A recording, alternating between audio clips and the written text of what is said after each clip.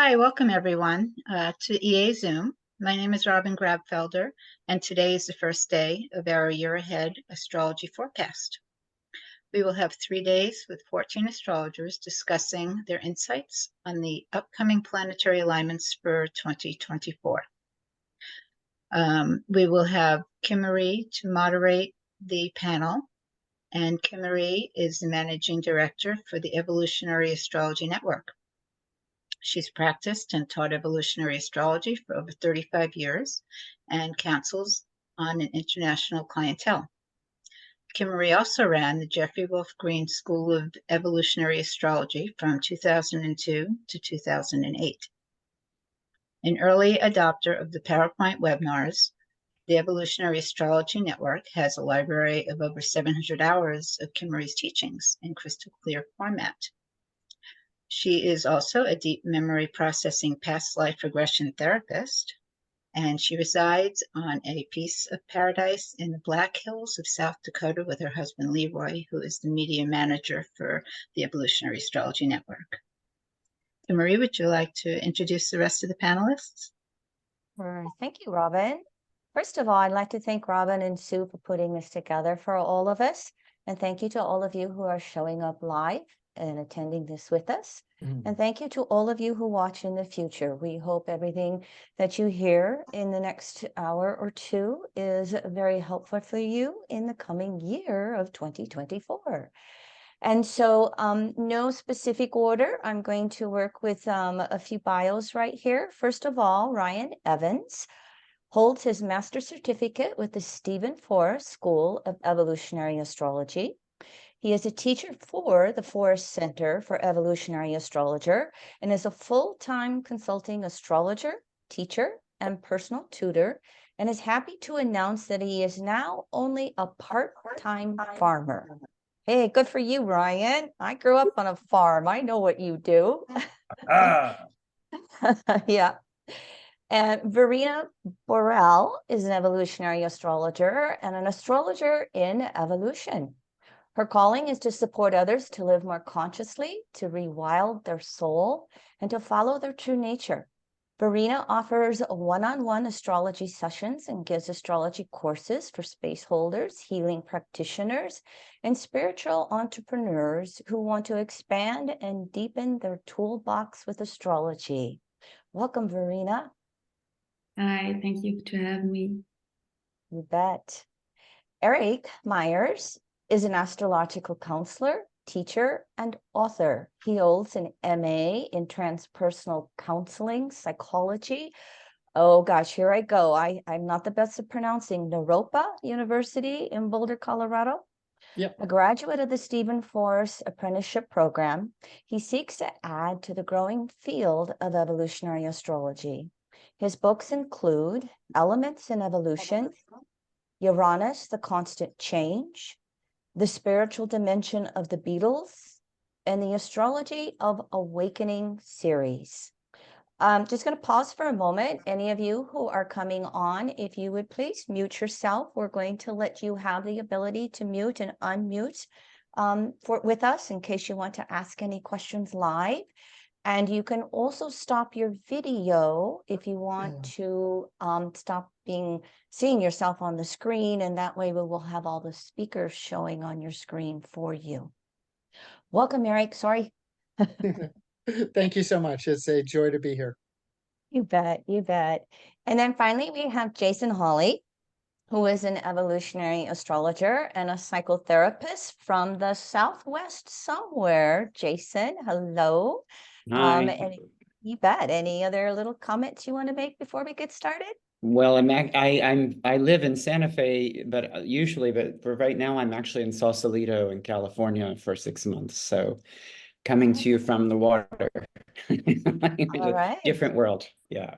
All right. All right.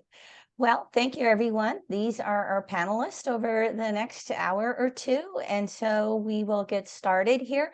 We're going to run this mainly as a panel discussion, and every so often a topic that is near and dear to one of the speakers, they will give us a few comments and insights on some specific aspects, topics, etc. And so next slide, please. All right, so it looks like we're going to be starting with solar eclipses here in 2024. And I know, Eric, you had said you wanted to comment on some of the eclipses. Would you like to start things off for us, please? Okay, sure. Happy to. Yeah, like I first want to mention, I think if we can do the next slide and show the path real quick. Yeah, there we go. So the path of this eclipse actually goes through where I am sitting right now, which is near Lake Erie, New York, near Buffalo. And in that red band going eastward through Northeast US, that's actually where I am, coincidentally. So I will be here in the eclipse path next April. I'm temporarily on a farm at a friend's house outside Buffalo. And I didn't plan it, but it just happens to be that I'm in the path of this eclipse. So I've been studying it, and I'm going to do a presentation on it when it comes around. So we can go back to the chart now. I just wanted to kind of show the path of that, which basically goes up from Texas up through Chicago and then east, you know, in New York, and then up through Vermont and what have you. Okay, so what is the meaning of this eclipse? Well, I'll just say a few thoughts and then I'll open it up to the panel. And I like to have a inclusive discussion about it. But I would say this, that I view eclipses in general as breakdown and or breakthrough types of passages. And as the solar eclipse and all eclipses are along the nodal axis, they have a lot to do with things from our karmic inheritance and how we might resolve or break through things. So the way that I see this one is, it's on the Libra Aries axis, and the solar eclipse in Aries is pretty much exactly conjunct Chiron. I mean, you don't get too much closer than this. I mean, it looks like 1924 and Chiron's at 19. Is that even exact? 1924? Is that even right? Yes. It's exact, pretty much, right then? Yes. Pretty much. Okay. So we might even call this the Chiron eclipse because it's just hitting that one off pretty strongly. So I actually have my own Chiron at 13 Aries myself. So I've been in my Chiron return lately, and it's a topic near and dear to me as well. So the way that I approach this is, the way that I think of it is all of us have been bumped around. There has been conflict. If you look at history, there's been war, there's been violence, there's been edginess, there's been interpersonal conflict forever. And we're seeing that on the world stage right now, pretty graphically. And all of us have been, impacted by that in some way. So we have the South Node in Libra, so our interpersonal relations. And then Venus in Aries is the ruler of the South Node, suggesting that relations that have some degree of conflict is what is in the evolutionary crossroads. So many of us have been hurt by such dynamics. Many of us have karma where we've been killed or maimed or something, or if not so dramatic, just bruised with the way that interpersonal relations have gone. So to me, what this is about is healing and regeneration. The word that I like, the phrase that I like is almost a sense of spiritual regeneration. We have Pluto moving to Aquarius early this year, shifting from things to do with the past, Capricorn, to things that are more relevant moving forward, Aquarius. I've been waiting many, many years for Pluto to move from Capricorn to Aquarius because of this sense of renewal and forward momentum. Same thing with this eclipse, is that a lot of that sense these last many years of needing to resolve things historically from the past is now shifting to what are we now much more ready to embody as far as moving forward with leadership, with potency, Aries things, with renewal, with regeneration. How can we take it upon ourselves to kind of get up off the mat, dust ourselves off, and say, you know what? Look out, here I come again. I might have been defeated before, but I'm ready to go out to the next round and give it my best shot again. It's kind of the spirit of this thing. So, Aries North Node, time to be potent, time to regenerate, time to be the warrior again, time to seize the new opportunities that are going to be available in the collective with this exciting astrology of the Uranus Pluto trine we're going to be talking about, and Pluto in Aquarius, I know we will be. And I really see a lot of potential for breakthrough, for regeneration, and for new beginnings and new paradigms over the second half of the 2020s.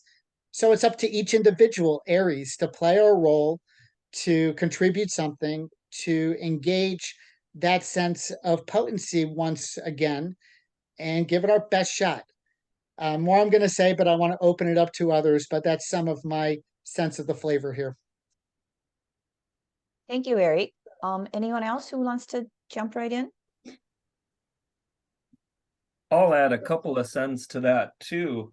Thanks, Eric. That was awesome. And the Chiron factor here, I think, is not just important with the solar eclipse, but if memory serves correct, the United States of America has its Chiron somewhere around 19 or 20 degrees of Aries. So, I mean, not to be all USA centric, because I know there are people all over the world who are interested in this information.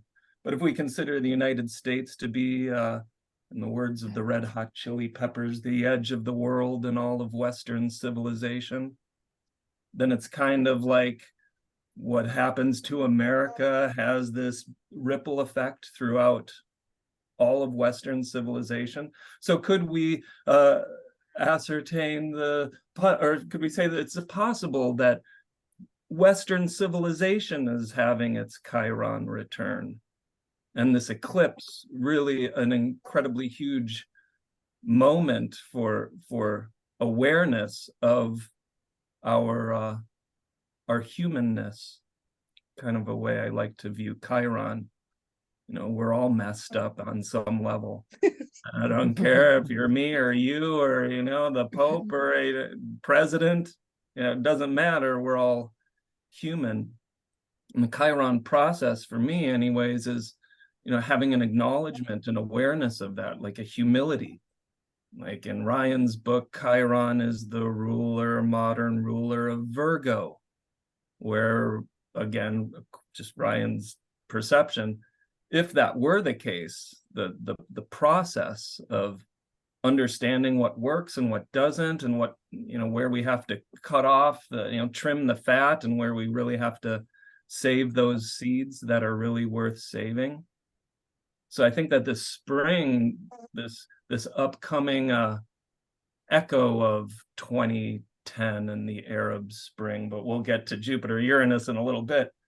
But this upcoming spring for all of us, I think, is astrologically a time of reckoning, where humility and acknowledgement of the wrong paths we've taken, you know, is very important. And then to begin to really, not that we haven't, but really in a strong concerted effort, take a really good look at the pathways in which we can find our healing, not just, I mean, yes, individually. And Eric, I 100% agree with you that it has to start with the individual.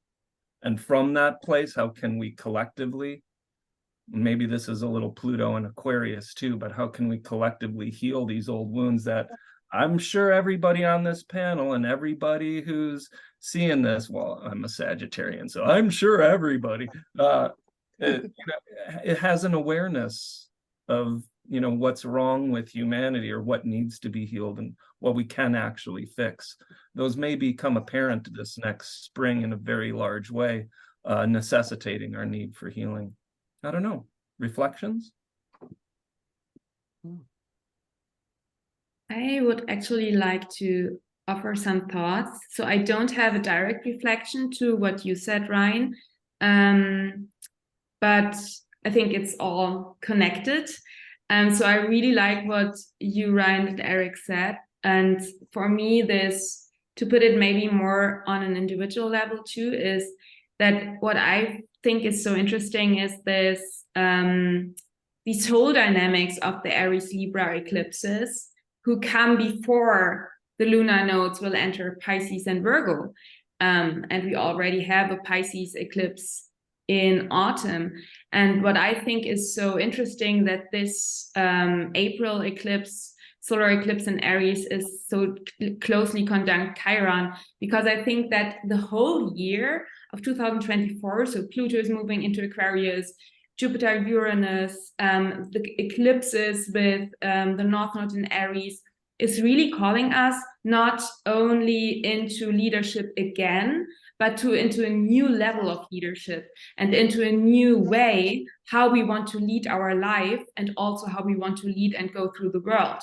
So I think here is a new and redefinition of the Aries archetype in the field.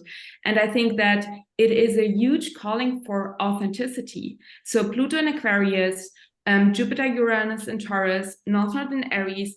For me, it's a new level of authenticity and a release of codependency. South Node in Libra, ruled by Venus in Aries, a release of codependency, a release of repressive systems, of hierarchical structures.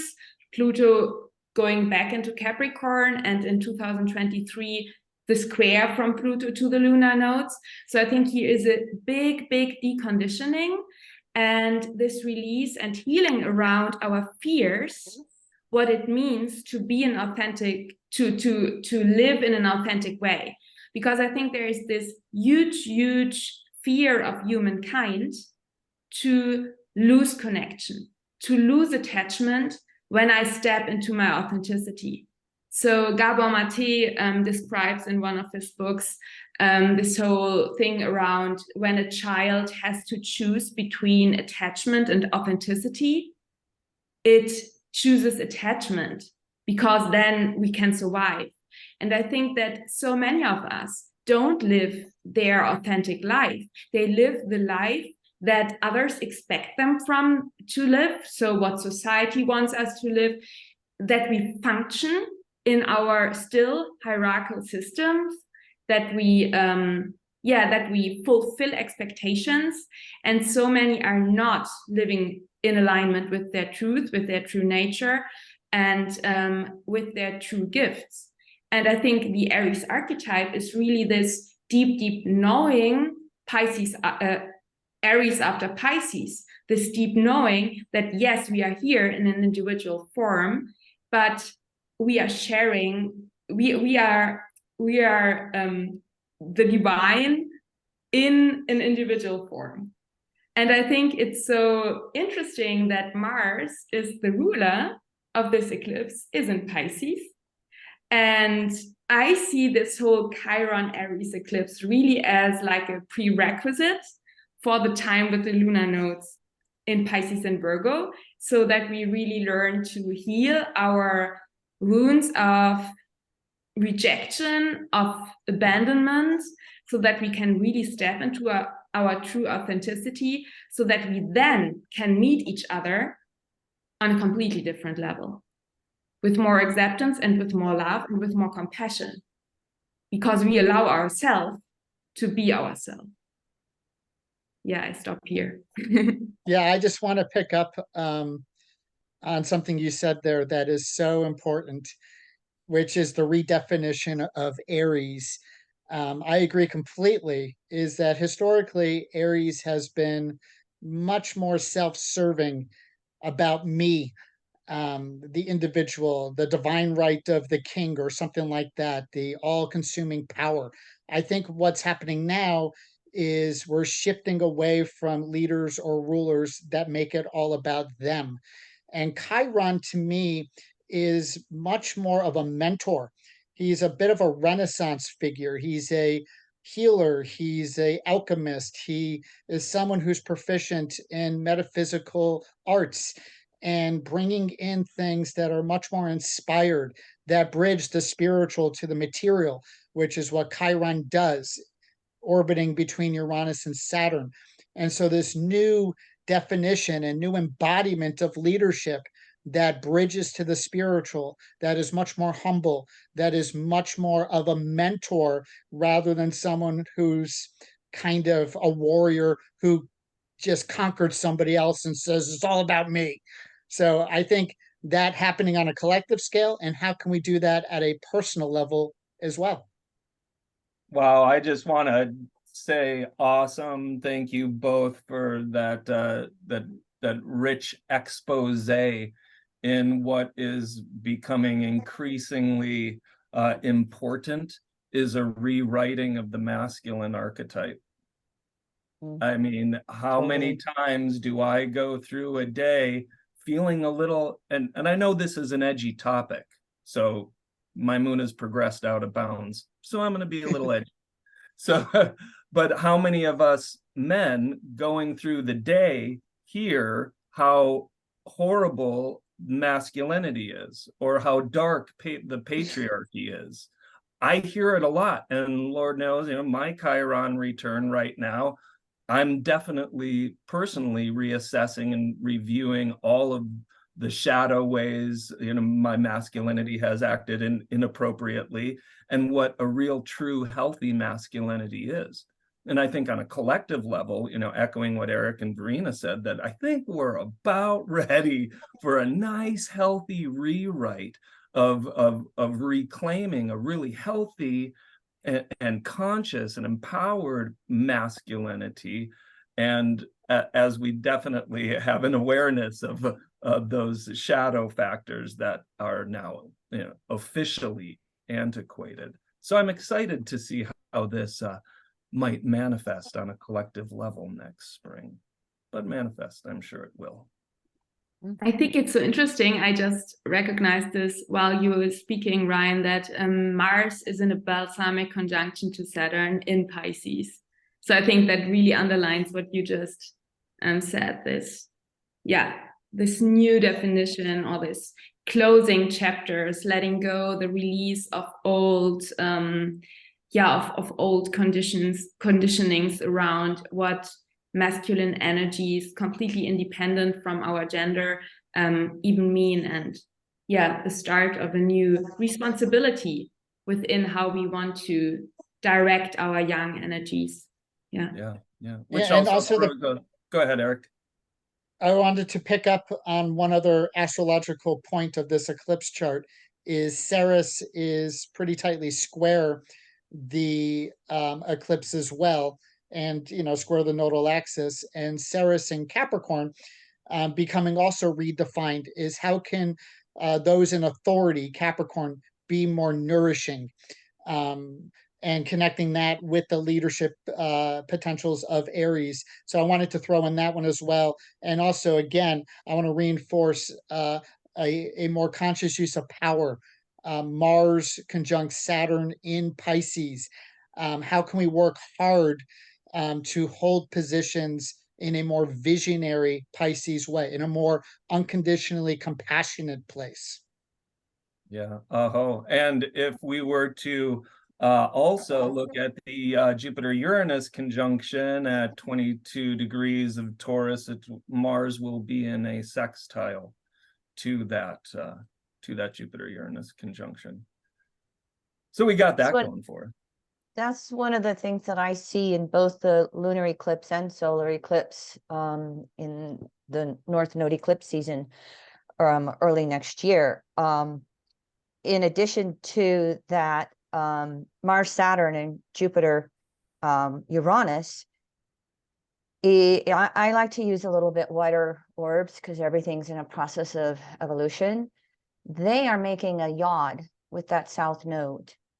And with the exception of Pluto, every other planet is contained within the sextile between Mars, Saturn, Jupiter, Uranus. And I appreciate everybody's thoughts for us on an individual basis, because it really gives us some of that North Node inspiration to evolve. I also think, though, that having all that Aries energy in this yod configuration can also be quite combustible. And so for a more consensus level of consciousness, I think we really have to hold the planet and everyone within our own healing arms as best as we can, individually and collectively. Because, for instance, the example is when an animal is wounded or trapped, it becomes very defensive and very aggressive. And so we could see that with this eclipse energy.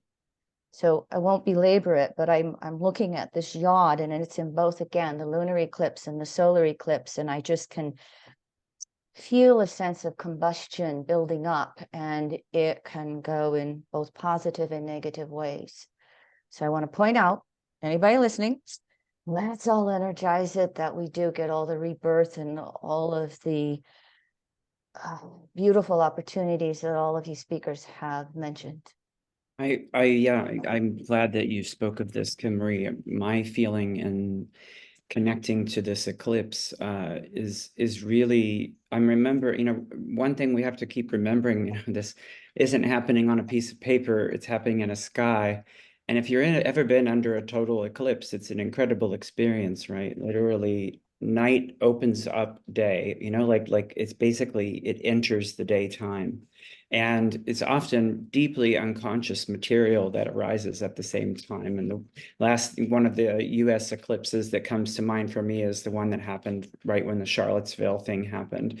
And you had this sudden flood in and, revelation of the deeper unconscious contents. And for me, when I see this, there's something quite primal about this eclipse in Aries and with Chiron, like a real importance of connecting to the wound, to the painful part. I think that's a really potentially grounding and rooting way to stay through it and to hold it in the way that you were just speaking about. Because for me, thinking about this does go over the US, and it is a Chiron return for the year for the US.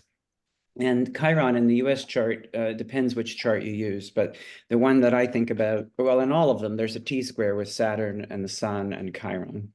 And in the Sibley, which is what I use, that Chiron is in the 4th house, which for me speaks to the rune of rootlessness that is for everybody in the US exists, right? Whether because of genocide and dispossession of land, whether because of slavery, whether because of coming here as refugees and the people from Europe, whatever the thing is, everybody's walking around without root, without a strong sense of root.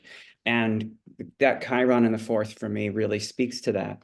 And to me, an eclipse on that asks us to hear the cry, to hear the pain, to hear the experience of that.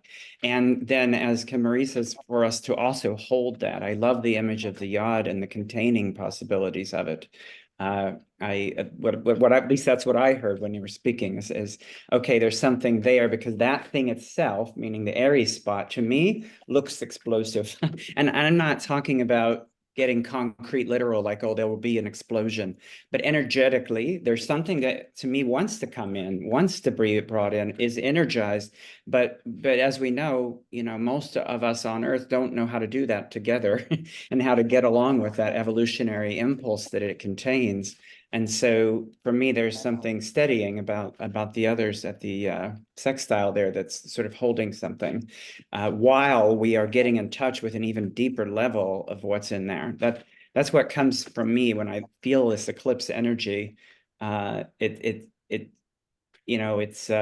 It's deranging, disorienting to all the senses. And that's what an eclipse, the birds go back to bed, everybody gets confused. And so that something can come in that has been just totally unadmitted to the party. And so that's kind of another piece I would add here, is just the willingness to be in that, to be the apprentice to that in some sense. You know, Chiron in Aries summons up Chiron's mentor role, as Eric was saying, quite beautifully, right? I mean, Aries is the story involving Jason and the Golden Fleece. Jason was Chiron's main mentee. They are in something together. And potentially we are, you know, if we hold this with a kind of strength and curiosity, to me that is part of what's needed, because it's got combustion in it. I feel that too. Yeah. Hey everyone, I feel like I need to move us on, although we could discuss this for the next 3 hours. We'll refer to it. We've got some outer planet aspects coming up that I think is going to show up in another slide or two here that perhaps we can look at. We go, hey, here's another one. Oh my gosh, the yacht is still there. Looking at this. Oh, from my notes, Verena, you had a few things to say about this conjunction? I mean, I can open the discussion with some thoughts. Yeah, I think that this Jupiter-Uranus conjunction for me really feels like a climax, of course, of the Jupiter transiting Taurus, but also Uranus transiting Taurus since 2018, 2019. And I have the feeling that this Jupiter-Uranus conjunction in Taurus, ruled by Venus and Aries, and it builds a grand Earth trine with the Moon in Virgo and Ceres in Capricorn. I think it's really, for me, it is like the prerequisite. The energy of this conjunction is like the prerequisite for all the air energy that is coming in the months afterwards and the years. So we have Pluto in Aquarius with the air trines to Jupiter in Gemini. Jupiter is then moving into Gemini. Then we have, over the next years, Uranus moving into Gemini. So we have so much air in the rest of the year. And I have the feeling that it is so important to really ground into this Jupiter, Uranus, and Taurus energy. And for me, really, Taurus is the commitment of our soul that we are here in a body, living in a material world.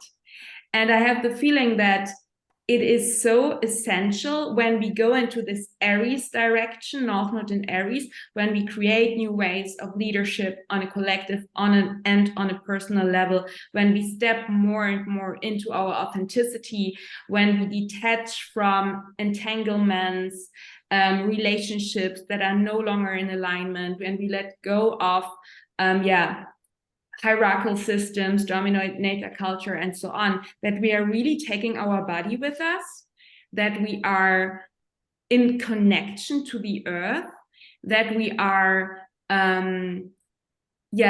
true to our values, that we become crystal clear what our values are. And for me, this whole conjunction in this trine to Ceres, the grand earth goddess, is so much about letting go of all of these exploitation of the body, of the earth, and coming to a new awareness or a new layer of truth around how we want to be in relationship to our body, to the earth, to our resources.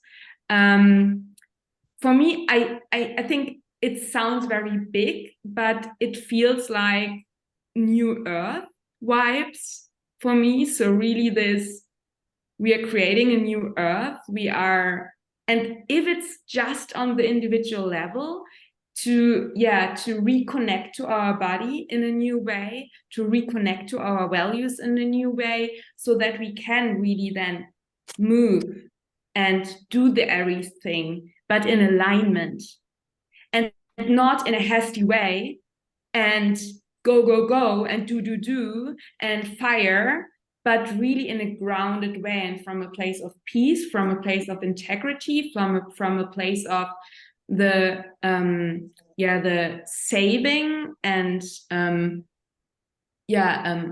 tending our resources and acting in alignment with our capacity, and not override our boundaries, not override the boundaries of others, not exploit our resources and the resources of nature, and really finding a pace that is nourishing and natural, and not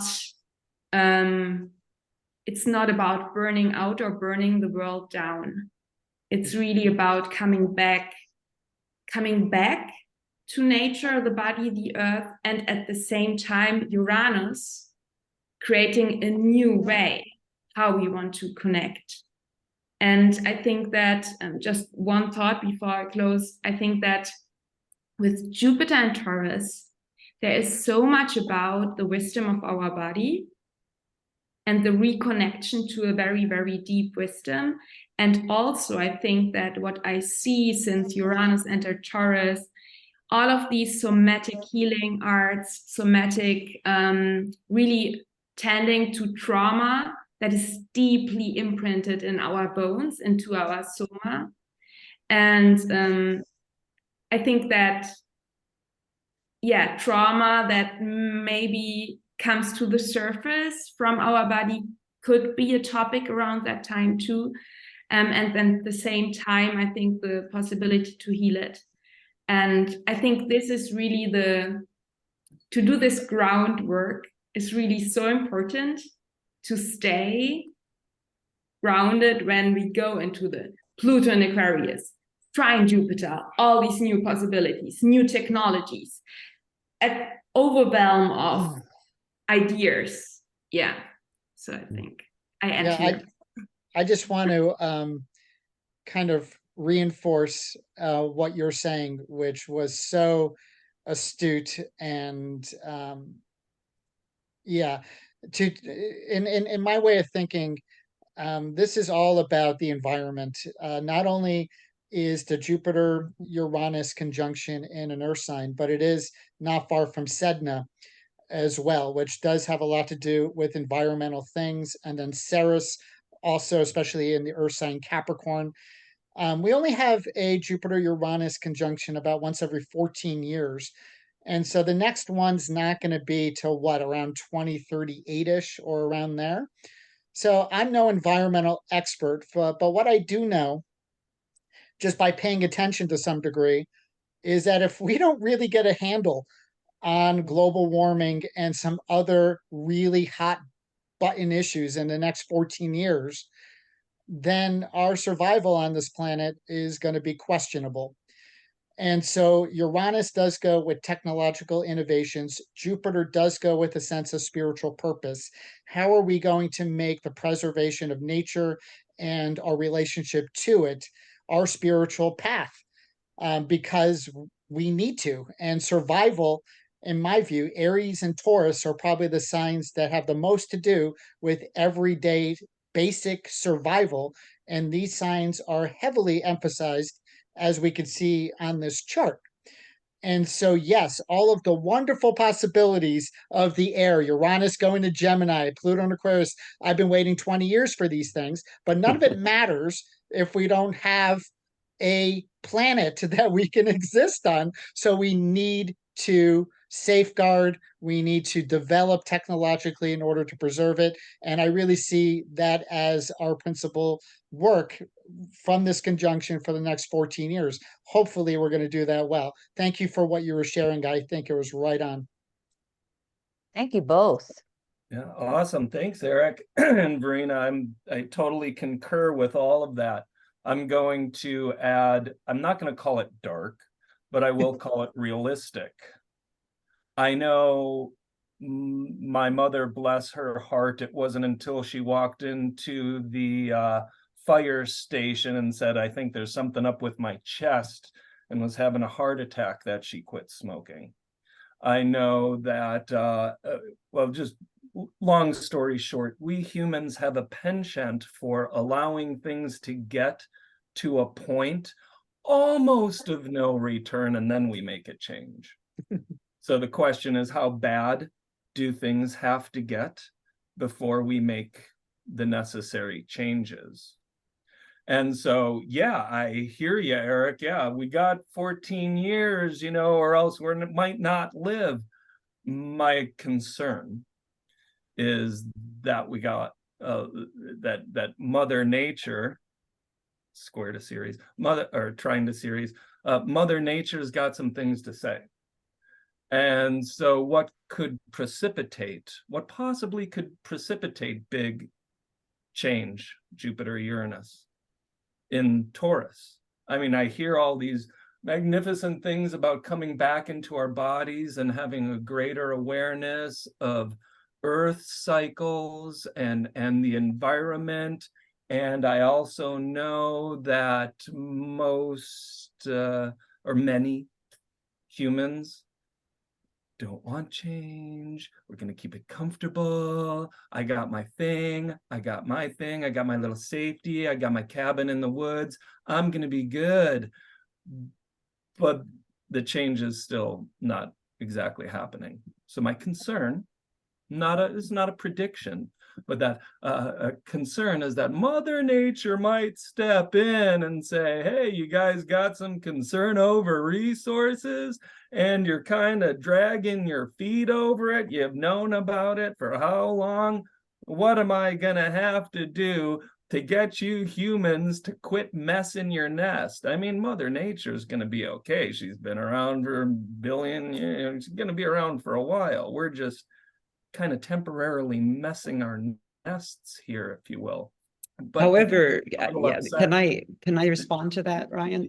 Because I think for me, when I see this, and I guess this is a Uranus thing to interrupt, but for me, Jupiter, Uranus, and Taurus is a really beautiful moment to reimagine the human relationship with all of our fellow creatures here.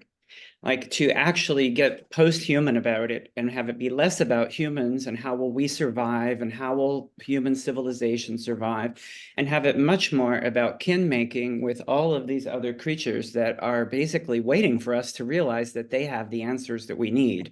Like that is what Jupiter and Uranus and Taurus means to me. It's a matter of actually being there. I'm remembering a moment where in an astrodrama that I did in a group in Santa Fe about a few months ago, and the person playing Uranus was in Taurus and was like on the ground weeping, feeling so bad. Uranus is a sky god in mythology who divorces himself from the earth and actually then rapes the earth and then won't let anything be born on the earth. Sound familiar?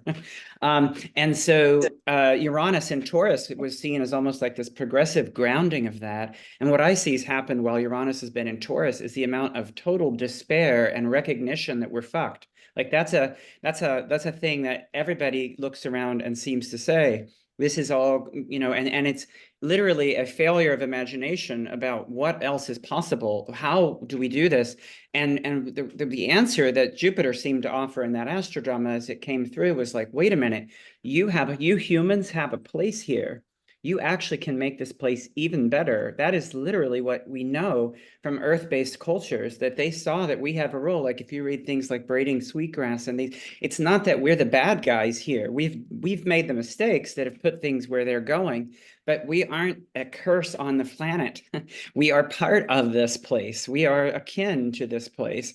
And to me, Jupiter and Uranus coming there really says, you can actually re-envision your relationship with the natural world and with all these other bodies. There's a book that I'm thinking about. Donna Haraway wrote a book called Staying with the Trouble, Making Kin in the Chiltocene. And she's envisioning another era after the Anthropocene, which is the human-dominated era that we are said to be in. But it's this idea that, we don't want to go to despair or to hope. Neither is helpful. And when I look at Jupiter, Uranus, and Taurus, I see something other than the Jupiter, Uranus, wow, big ideas, or the Taurus kind of like sit here and survive while apocalypse happens. It's like when I see them all together like that, I think there's a challenge here. There's an opportunity here. Like, what else could we be? What are we if we're talking to the trees and I'm talking to the bay and I'm talking to Angel Island there and we're reweaving these relationships? What else do we come to know? And I look at that Trine to Ceres and I feel the same thing. So for me, when I see that one, it's a really meaningful one about the possibility. And I love what you were saying, Verena, about this being a kind of a resourcing moment as we move into so much air coming in. It's like we've got to really resource ourselves, really know that we are of this place, right? We, you know, in many modes of astrology like ours and other spiritual modes of astrology, people want to talk about how we're from somewhere else. And, you know, we're of this place. You're here right now. This is where you're of right now. I don't care which star system you came from or which past life. You're right here. So this is where to live with. This is who to make friends with, because this is who you live with. I mean, it's like what we tell people with their charts. You got to figure out how are all these creatures and their different evolutionary intentions going to find a habitat in your life. So to me, the Jupiter Uranus is hugely about re-embedding, re-embodying, being in this together, and imagine having the ability to imagine that relationship in ways we've never thought of, past the human container, not just human. I totally 100% agree with you. And for the common muggle, what's the impetus to get there? That is the most arrogant thing I could imagine to say about most of your fellow human beings. Well, The common muggle, like, well, for we those are of not, us, what are we? For those individuals who are not observing the astrological signatures, how about that? For those who are not aware of these astrological shifts, for those who are not attuned to the flow and the rhythm of nature, for the Are we? I mean, are we the experts at that? Astrologers historically are not the experts at that. My question is that I hear all this, and believe me, I am totally, dude, I've been an organic farmer for 30 years. I completely understand the interconnectedness and the association relationship between humans and nature. My question is, at this time, how do we encourage this consciousness on a larger collective level rather than, you know, we can say, yeah, Jupiter, Uranus, the possibility, hey, Summer of Love, 1969, Jupiter, Uranus, hey, the Arab Spring, 2010, Jupiter, Uranus. And we could surmise, yeah, Jupiter Uranus happened in April 24, radical change in human evolution, having a greater awareness of nature and her cycles, more reverence towards nature. Yes, I want that to be the outcome. Yes. And so my question is how do we encourage collective, the average human who is maybe not watching this, don't have their astrology, don't pay attention to the astrology, don't know that Jupiter Uranus cycles happen. How does that manifest? Because we can sit here and say it's really good for us to get into our body, it's really good for us to have more connection with nature. But Taurus, I'm looking for practical, applicable methodology that every single human, regardless of their astrological acumen, can engage in. And so, no, I'm not trying to be dismissive of the average muggle as you know, whatever. I'm just, all of us, you know, how can we all, what would, and here's where the astrological predictive piece comes in, is what happens in culture, what happens in humanity, what happens in civilization that encourages us to change our perspective. Yeah, we can all sit here and say it's a really good idea and that's an awesome thing to do. But again, Taurus, I'm looking for practical methodology. And the practical method is the one I'm speaking of, which is ask the trees, ask the mountains, ask people who've been living this way for a long time. For me, it's embedded in that. And I didn't actually mean all this as a response to you. Let me be clear. That was just an opening to share what I wanted to say about it. It's not, I'm not suggesting that you specifically don't know what I'm speaking about. My passion about this is not about a disagreement with you. It's about the feeling, though, that there's a real need to, and an opportunity, you know, to come back again to what Verena offers about the coming of the air. The winds are going to be picking up And we know people here who have been living with winds and cycles much longer than we have. Can I say something to that too? Is it okay, Marie? Go ahead, Verena, and then I'm gonna move us on, but go ahead. Yeah, just a quick, for me, the astrology just shows us what is in the field. And so I think you don't have to know the chart to feel certain things. And what I just see around me and with my clients, but also, yeah, around me in society, is that there is such a huge longing for the reconnection with the earth, with nature, with ancient practices, with our ancestry, with the feminine. So there is this deep need and longing for, the more AI and all the stuff is rising up, the more people want to move back into nature and so on. So, I mean, I moved to Austria and away from the city last year. So I really feel it. And I think that that is very practical. So I think that this whole need and longing that we can see to coming back to somatic healing techniques, going, what did our ancestors do? Yeah, listening more and more to more natural ways of living. I think these are all things that we can see in this conjunction, and I'm super excited how it will play out over the next months, and in April, all these developments that are already here. Thank you, everyone. I'm going to do just a little technical thing. For those of you who are showing up live, would you mute yourself if you're not muted? Because we have given you the option to unmute if you want to speak up.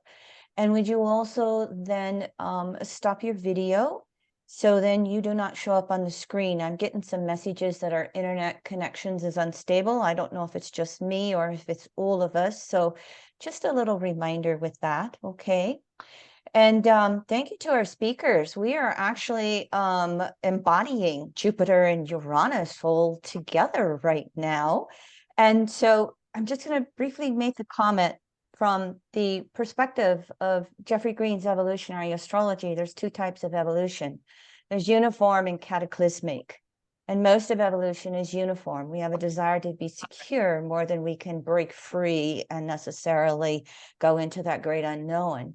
And it's interspersed with what we will call cataclysmic evolution. And this is where when these resisting forces build up so much that we have to have big change in order to evolve.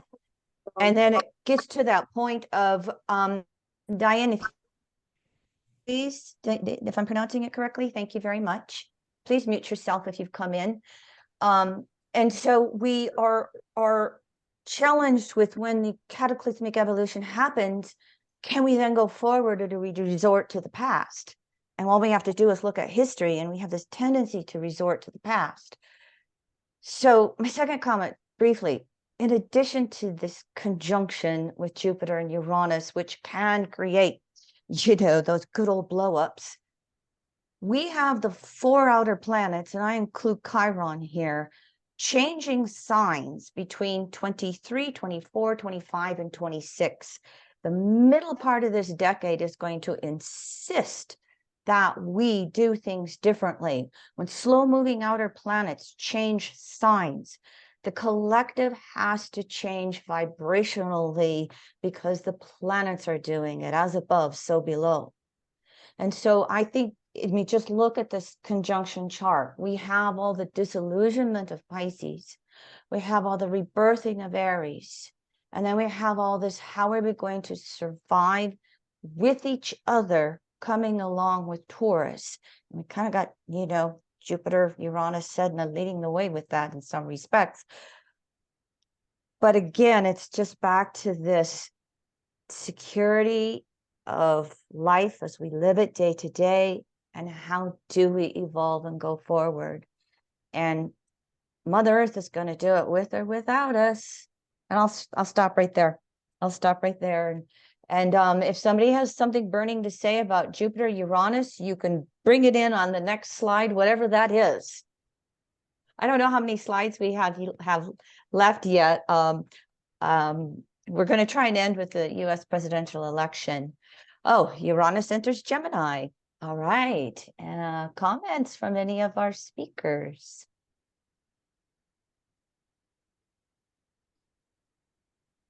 Now we're all going to go shy. Okay, well, I'll start then. Jupiter enters Gemini May 25th. Okay, so I wanted to just make one comment on this one. I wrote this book called The Spiritual Dimension of the Beatles, and their group chart, the four of them together, they had Jupiter in Gemini, and it was the dispositor of their Sagittarius ascendant.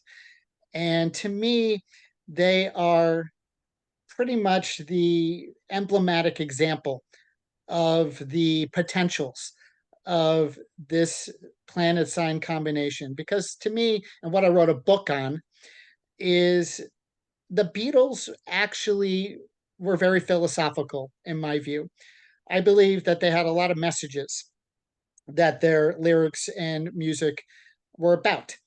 And they put their philosophy into a very upbeat, lively, infectious kind of musical articulation with incredible variety. Just the White Album alone, you have so many different genres, so many different types of music, so much diversity on this just one album. And so the point that I'm making is that Gemini, loves diversity. It loves to dialogue. It loves to go in so many different directions in a very playful, very youthful, very communicative way. And so when we take a much more broad-minded energy like Jupiter that points to things like philosophy, points to things that have a broader cultural, meaning. How can we break it down into things that are about exchanges, about playfulness, about things that are lively, and even have fun with Jupiter in Gemini? It can be an extremely just sprightly, kind of effervescent type of energy that the Beatles themselves embodied. So I just wanted to offer that as an example to kind of bring in some of the flavor of what is possible here. So I just wanted to open with that example. Thank you, Eric. I'm going to point out something technical before we move on to other speakers. I don't know if you're noticing this on these charts, but we talked about that eclipse chart at 19 degrees Aries. And when we had the Jupiter Uranus conjunction last chart, ruler Venus is at 19 degrees Aries when Jupiter conjuncts Uranus. And now here we are with Jupiter moving on into Gemini, and look at that 19 degrees Aries point. I think it's really reinforcing that solar eclipse that there are new beginnings to move forward into, however the collective of all species is going to choose to initiate it this year. Other speakers, comments on Jupiter and Gemini?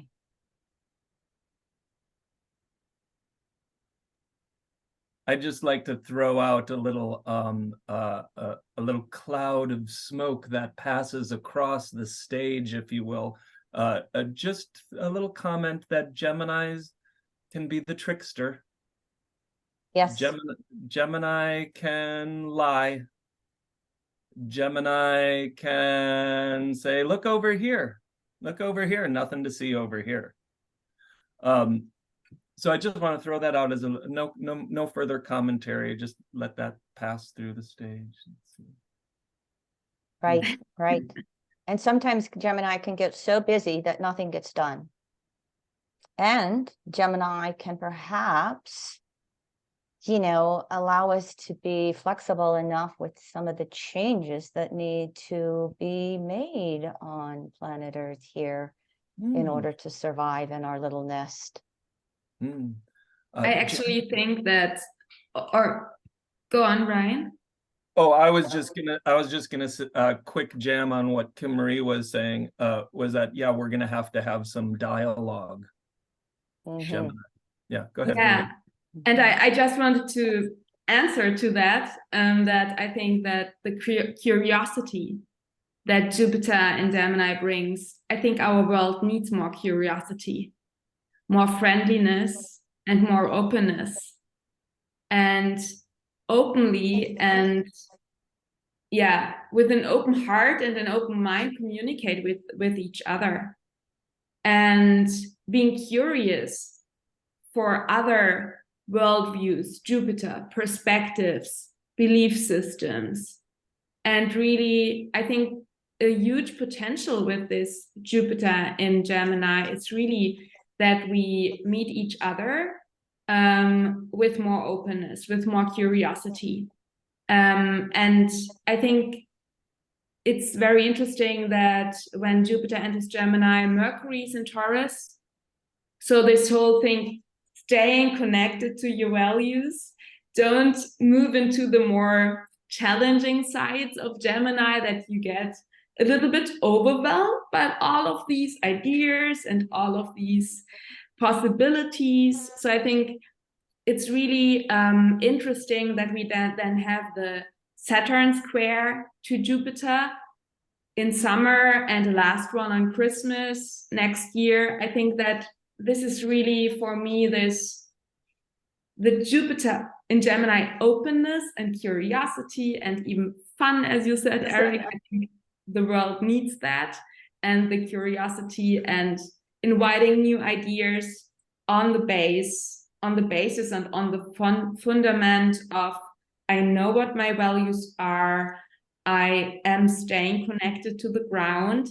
And then Saturn square Jupiter feels like a really healthy way of limitation in a very good way, so that we are not completely get overwhelmed by all the new things and maybe a little bit of shiny objects too, but really ground down and see, okay, what of these possibilities are really in alignment with my integrity?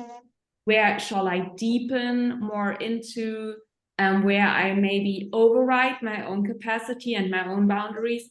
I know many people who have Jupiter and Gemini are often these people who are completely overwhelmed because they want to read all the books and learn all the things and book all the courses. And that's beautiful, but they are often kind of, their nervous system is, it can be very challenging for the nervous system. So I think it can be a very fun ride with Jupiter and Gemini, but my advice would be to really stay connected to the ground and stay rooted. And I have a lot of Gemini too in the chart, and I know how challenging it can be to be curious and to be open and to have many ideas, and that can be very, very overwhelming from time to time. So this might be, on a more personal level, a little challenge, but I think that, yeah, what I said, I think that this dose of curiosity and openness is something that we really need within these big changes. I'd like to point out a couple of aspects about Jupiter and Gemini, and then we can hear from some of our other speakers. Yeah, Jupiter will be retrograde the end of the year, crossing into 25, and it's going to retrograde from 21 to 11 degrees Gemini. And so it is going to make 3 waxing sextiles to Chiron in Aries. And of course, we know towards the end of this year, and I'm going to guess we have a chart on that coming up, Jupiter's going to make 3 waxing first quarter squares, crises in action to Saturn. I also want to point out, in addition to Jupiter making 1 trine to Pluto right on its ingress, Jupiter's going to make 3 waxing sesqui-squares or sesqui-squadrates to Pluto in early Aquarius. And so the 3 waxing squares, Jupiter's building, it puts that energy out there into Gemini change or Gemini confusion. Those waxing sesqui-squadrates to Pluto are kind of going to be like a boundary of just how much change we can do and when we retreat back to security. And so your little astrology calendars don't always put in semi-squares and sesqui-squares. And so I just want to point out, little astrologers here, some of us, that these Jupiter-Pluto aspects, again, are going to have a pretty strong impact in these air signs, and a little bit of an uncomfortable impact. When a sesqui-square is when you are going from first quarter to gibbous. And so again, we come up against the boundaries of what we can do, or as I want to say, how curious we will be, and where we retreat back into, I need to be secure. So just want to point these aspects out for our listeners. And speakers, anything you can add on for Jupiter and Gemini with these aspects, please do. While we're looking at a Jupiter-Pluto trine, we're still looking at Pluto. And while, yes, the end result of Pluto is the power of having aligned with our destiny, having healed our dark shadows, there is the Pluto process. And the Pluto process, whether it's a trine or a square or conjunction, is not always something that we really are like, oh yeah, hey, I'm going to engage my dark shadow. Yeah, how are you doing? We by nature, we want it to be uncomfortable. We want to take all of our old rotten tomatoes and throw it in the compost heap so that they break down, which means we first have to be aware of the rotten tomatoes. And so the coming to awareness of the rotten tomatoes that we need to compost is not always the most comfortable experience. So I guess I'm the peanut gallery today, or the oh yeah, watch out for this dark shadow kind of guy today. But I do want to celebrate the outcome of healing, of the potential for great, magnificent healing and alignment with mission and purpose that a Pluto Jupiter trine can bring. I also don't want to be naive to the fact that Pluto is about becoming aware of those things that we'd rather not become aware of. And so this process, not always comfortable, how can we engage that in the most conscious way? It looks like from now until June 2024, we've got a lot of work to do collectively. Just some thoughts. Thank you, Ryan. For me, one of the things that Jupiter and Gemini, one of the things I sort of like about Jupiter and Gemini is Jupiter's as far from Sagittarius as he can be. And what I think that necessitates, right, that brings us into the polarity relationship, which is potentially always very fertile ground. And for me, when I think about Jupiter and Gemini, what I love about Jupiter and Gemini is the ability, the willingness to not know and to be confused, and especially to be uncertain, possibly even to have doubt, and to wonder about the surety of one's ideas, you know, to not know, in other words. You know, it reminds me at the Delphic Oracle, right? You know, people know that as you walked to the Delphic Oracle, you saw this big thing that said, know thyself. And you go a little further and it says, moderation in all things. But the third one, which people never seem to say or remember, is, and astrologers especially, is the third one says, surety brings ruin. Meaning, as soon as you think you know what something is and that you know things, that's when you're going to mess it up. And I think Jupiter in Gemini is a great one at not knowing things and not even thinking, and sort of that whole notion that, you know, confusion is the doorway to wisdom, you know, like not knowing, like being surprised.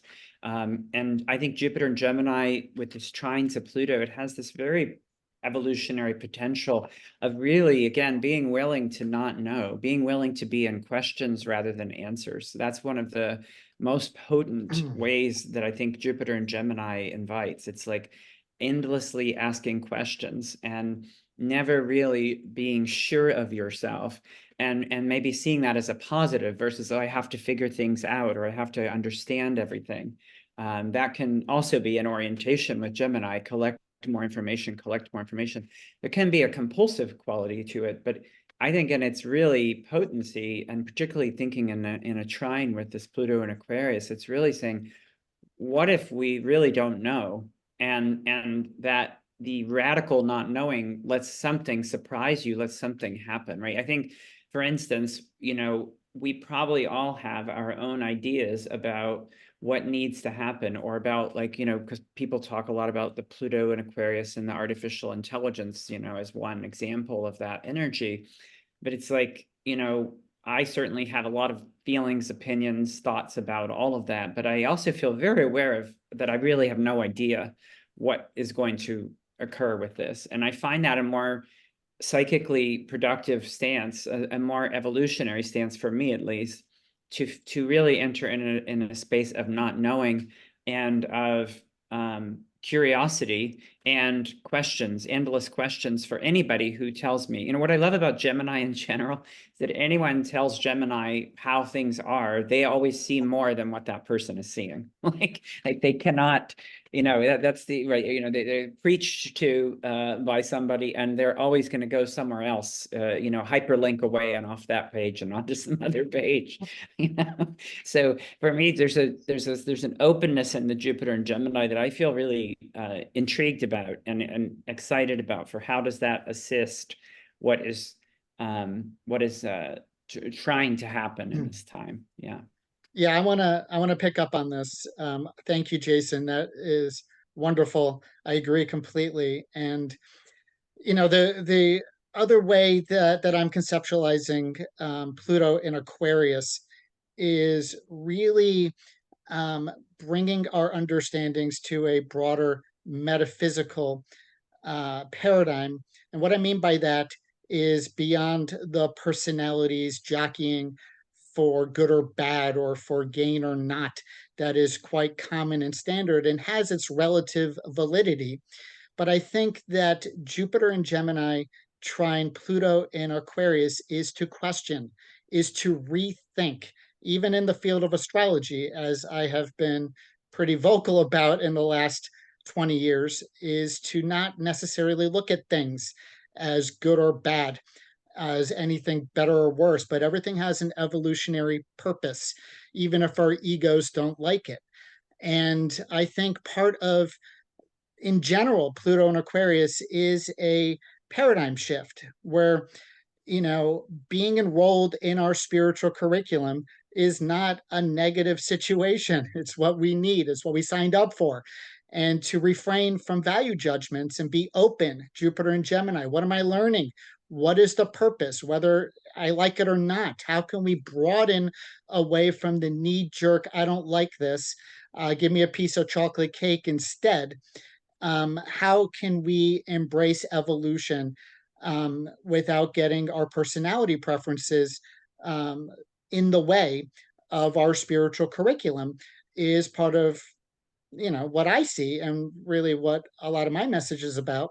So the entrance of these planets into air signs is to re-question everything, to see things from other perspectives, other dimensions, and to shift away from the knee-jerk good-badism that I see out there. Thank you, Eric. Thank you.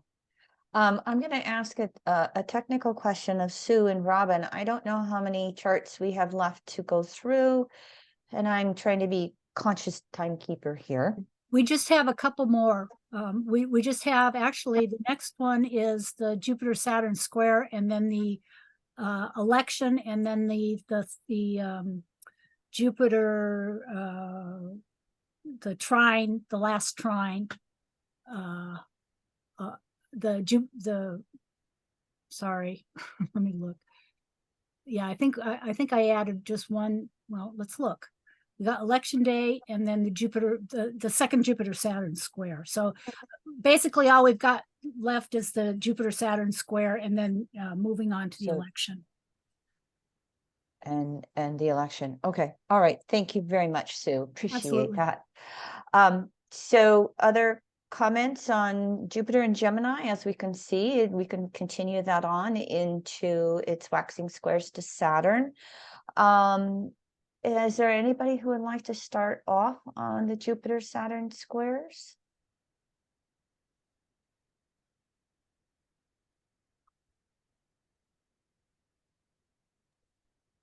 I mean, what I already shared and what many of or others here already said, I think that there's this moment.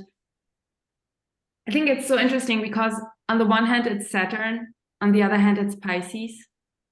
So when I think about Pisces and Gemini, this combination, it's really about this deep, deep trust and surrender that we cannot understand everything with our little cute human brain. And that there are things that we cannot learn and that we cannot logically understand. So for me, when I look at these squares, there's at the one hand is this maybe this moment that we have on a personal level, that we have opened up and learned many new things, and at the same time understand that we can never know it all, and that we actually don't know anything, and that there is a moment of surrendering to the flow, letting go of the need to figure it all out. And on the other hand, when I look more about at Jupiter, Saturn, there is this expansion versus contraction part. And there is even this Jupiter in the first quarter to Saturn, this, yeah, it's a crisis in action, but also for me with Jupiter and Saturn, it's a crisis in meaning. It's a crisis in what is my direction? Am I still on my path? Do I act in alignment with my integrity? So I think that I'm actually excited how it will play out, but I can imagine that there are moments where we feel, on the one hand, limited in our openness and in our curiosity, but this does not need to be bad. So maybe that we feel, okay, I have to stop here and I have to ground and root down and see what is actually in alignment and in integrity with my path, what is really on my Jupiter way of evolution and what is actually more a distraction. And on the other hand, this delusion of Pisces that maybe I need a moment where I don't know anything and completely surrender, that I actually know again what my path is. It feels like a change of direction, a little bit confusing, but at the same time a rooting down. So yeah, I stop here and I'm very curious what others might think about that. Other speakers? Well, I mean, I just really see the friction between wisdom, the high end of Saturn and Pisces, and information or knowledge, Jupiter in Gemini. I like to see the square between Pisces and Gemini as a challenge to use all of our heads to integrate more classically left brain Gemini with more right brain Pisces functioning. Very few of us have that fully synthesized. Most of us err on one side of that divide or another. And I think this is a challenge to integrate that our understandings are come from our experiences and our wisdom to inform that. Way too often we just believe something or somebody else says something and we are taught something. And Saturn in Pisces is really about grounding things into our own wisdom, into our own experience. And that's an ongoing challenge for just about 3 years of Saturn in Pisces. So here comes Jupiter amping up the informational piece in Gemini and more things to integrate along those lines. But really, how do we make sense of the world? What is wisdom truly about? And how might we teach and write or convey things that are actually balanced and integrated with visionary, more intuitive, more contemplative underpinnings? Thank you, Eric. Other speakers? It just I'm getting kind of the sense here looking at this chart of the hard work it takes to differentiate between our own internal intuitive knowing and what the world says is right, or is the way, or is the answer, or is the information either. I'm almost wondering, like on a shadow note, is this a manifestation of the potential manifestation of the shadow being told a big lie, and we're going to have to trust our intuition, try to separate, what's being given to us as opposed to what we're feeling inside. That's a possibility in the outer world, but I think on an inner, just on a personal level with all of us, what is truth? What is meaning? What is purpose? What are all these big, reasons and meanings for life? And how do I stay light and engaged and curious amidst it all? So just some thoughts. I think what is really interesting is that at that moment, Mercury is shortly before its Cazimi. Mercury is retrograde. And shortly before a new Mercury cycle starts. So it's actually I think it's just right after. Yeah. It's a morning star. Sorry, it's a morning star Mercury. So it's shortly after the new cycle started.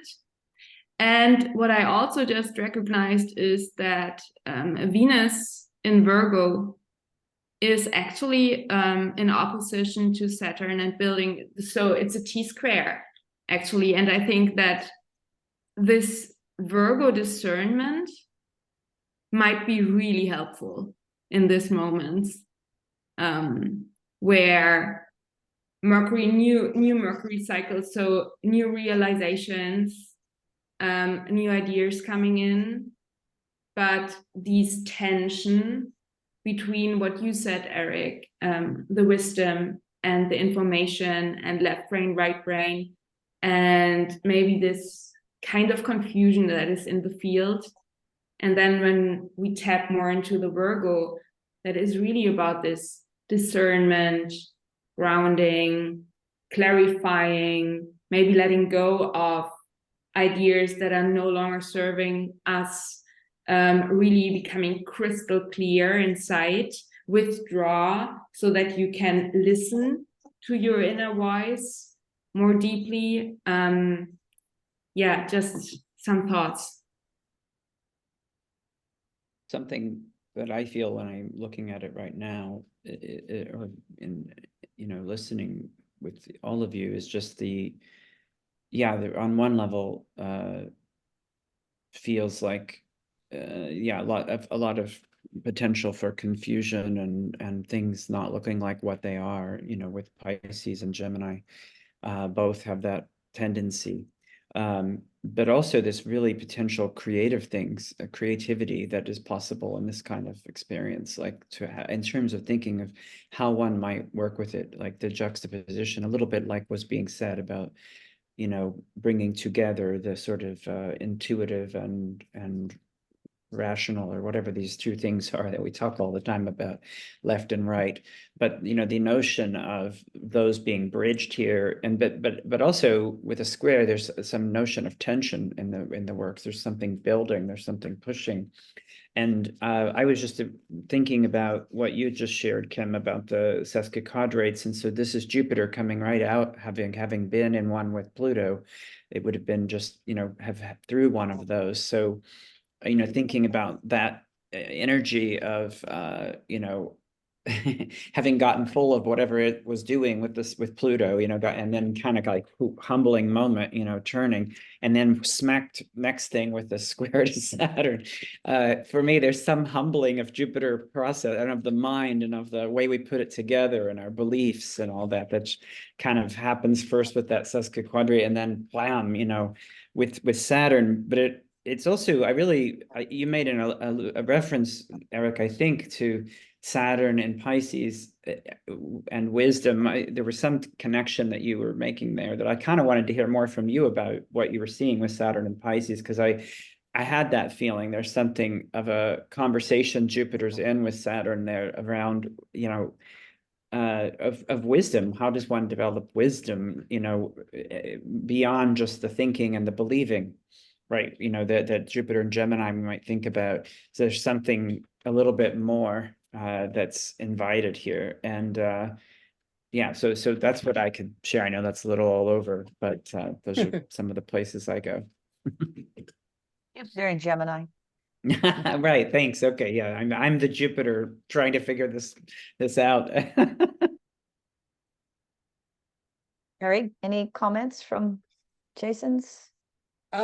Well, I mean, you know, Saturn's always a challenge. Saturn's always a curriculum of maturation.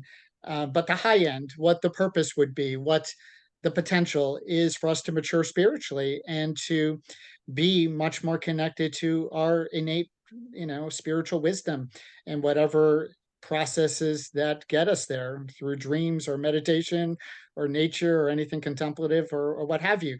I think that the development that is happening now with Pluto and Aquarius is that we are no longer going to be looking for the so-called authorities. Pluto and Capricorn is wrapping that up.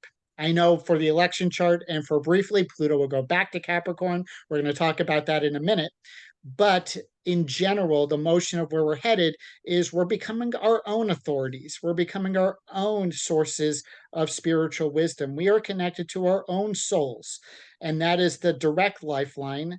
And other people are more or less the intermediaries at some level. So how can we get astray from source? How can we be mature enough to be our own spiritual authorities? Is part of Saturn in Pisces. That doesn't mean we're all going to do it. Doesn't mean we're all going to be good at it. It means that that is the evolutionary curriculum. So ultimately, for those who are following that curriculum, there is a sense of arriving at the next level of spiritual maturation, and that informs our teaching, that informs our message, and we don't have to regurgitate what anyone else is saying or some other tradition or what have you. It can come straight from source. You know, whether we could do that or not, that's up to us, but I think that's part of the curriculum. Thank you. Couple of comments here for as I've been looking at the chart. You know, we got the first quarter square, that tension we spoke about, but I'm seeing it between the T-square of the fixed planets, the Sun, Mercury retrograde, just after full moon, you know, T-square with Uranus. So there's that need to be secure versus this mutable T-square that says, wait a minute, we really have to change and adapt. And I keep looking at this fact that Saturn is balsamic Neptune all the way through 24 and 25, you know, in Pisces 24, dipping into Aries 25. But it just seems like if people are not really being able to ground themselves Saturn, balsamic Neptune in, you know, a broader or evolving belief system, or their, you know, own wisdom, or their own connection to source energy, however they see it, those that aren't working to ground in those areas can be filled with a lot of despair and despondency and all those distorted words of Pisces, which then will affect that whole T-square, okay, with the Virgo opposition, and it will lessen that ability for that mutable T-square and the Jupiter-Saturn waxing squares to really evolve and adapt. They're going to fall back into that fixed, I need to be secure more than anything else. So I'm looking at the first of these waxing squares and going, ooh, there's a lot going on, and there's a lot of tension, and some people are going to go one way and other people are going to go another way. And so curiosity, Jupiter Gemini, makes me wonder, I want to look at the second and third waxing squares. We don't have time for it today, but I invite any of you who are astrologers out there, go look at those second and third waxing squares and see what you bring through for yourself in regards to this. I don't think we have the second or third ones, Sue. Oh, we do have, what would this one be? The second one, I'm thinking, correct? Yeah, that's the second one. And these two bookend the election. So I don't know if you want to talk about the election first. Do you have slides to share on the election? Oh, Sue, when does Kim Marie not have slides? Exactly. That's what I thought. So I don't know if you want to talk about this, and then we can go back to the election. You want to do that? Sure. First of all, I want to invite speakers. Do you have any comments you want to make about the Jupiter-Saturn squares before we move into the presidential election? Anybody? All right. Okay. All right. So you put up the chart for the election opening to Washington, D.C. I'm probably gonna move over to share my screen, Sue.